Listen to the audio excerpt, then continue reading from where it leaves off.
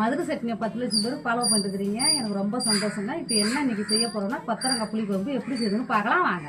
ஒரு மூடி தேங்காய், ஒரு கொத்து கருவேப்பிலை, 10 பல்லு பூண்டு, தேவையான அளவு எண்ணெய் சேர்த்துக்கலாம், தேவையான அளவு கடுகு சேர்த்துக்கலாம், தேவையான அளவு வெந்தயம் சேர்த்துக்கலாம், தேவையான அளவு சின்ன சீரகம் சேர்த்து ஒரு கொத்து கருவேப்பிலை சேர்த்துக்கலாம், 10 நிமிஷம் பெரிய வெங்காயத்தை சேர்த்துக்கலாம், 10 பல்லு பூண்டை சேர்த்துக்கலாம்.